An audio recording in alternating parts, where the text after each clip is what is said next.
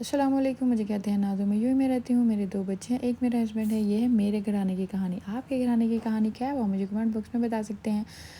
अच्छा जी, आज मैं बैंगन के पकोड़े बनाने जा रही हूँ थोड़े डिफरेंट स्टाइल में। अच्छा, हम इसे राउंड में भी बनाते हैं, लेकिन आज मैंने सोचा इसको इस तरह लंबे साइज़ में काट कर देख कर बनाते हैं कैसे बनते हैं। ये बहुत ही ज़बरदस्त, बेहद क्रिस्पी और अंदर से बहुत जूसी बने हैं, तो आप भी ज़रूर ट्राई कीजिएगा। ये मेरी रमज़ान की एपिसोड नंबर 6 है।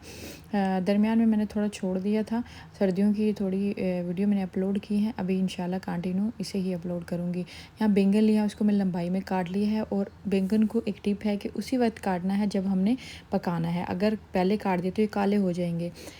और नंबर 2 टिप ये है कि अगर इसको पहले से काट लिया है तो पानी है उसमें नमक डाल के रख दें, उसके अंदर रख दें, ठीक है। और यहाँ मैंने ले लिया है बेसन, साथ में मैंने दड़ा मिर्च ली है, फ्लेक्स चिली है, साथ में ये है हल्दी और नमक। और इसमें थोड़ा सा पानी डालना है, बहुत ज़्यादा पतला घोल भी नहीं बनाना और बहुत ज़्यादा सख्त भी नहीं बनाना, ठीक है। पानी डालते जाएं और इसको भूनते रहना है, ठीक है। ये देखें, और अच्छे तरीके से इसको मिक्स करना है, इसमें कोई लम्स ना बाकी रहें। ये अभी जो है वो मैंने जो कटिंग की थी बैंगन की लंबाई में, वो अब मैं इसके अंदर ऐड कर दी हैं, और अब इसको अच्छे तरीके से मिक्स कर लूँगी। अच्छा, ये इतने मज़े के बनते हैं, बहुत मज़े के बनते हैं। ये आप ज़रूर ट्राई कीजिएगा, रमज़ान के लिए बहुत बेस्ट है। यहाँ मैंने पैन ले लिया और इसके अंदर मैं ऑयल ऐड कर दूँगी, और इसमें यही मसाले जो मैंने डाले हैं वही डालिएगा, उसी से बहुत मज़े की और ज़बरदस्त टेस्ट आता है।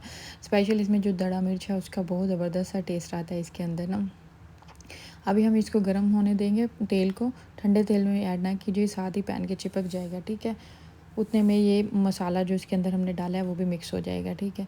अभी 1 बाय 1 करके हम इसके अंदर रखेंगे, और लो को फ्लेम को हमने मीडियम मीडियम पे ले जाना है, ठीक है।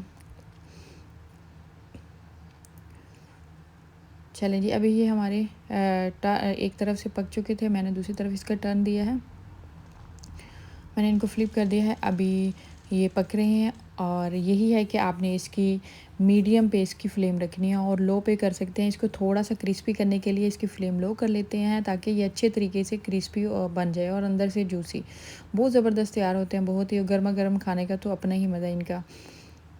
इनके साथ कोई भी सॉस आप इस्तेमाल कर सकते हैं, चाहे तो आप कुछ लोग जो है सब्ज़ धनिया वाली चटनी जो है वो इसके साथ इस्तेमाल करते हैं, कुछ केचप वगैरह भी खाते हैं। जैसा भी आपका टेस्ट हो उसी के मुताबिक आप इसके साथ इस्तेमाल कर सकते हैं, इसको इस्तेमाल कर सकते हैं। और अभी ये मैं सेकंड के दफ़ा डालने जा रही हूँ।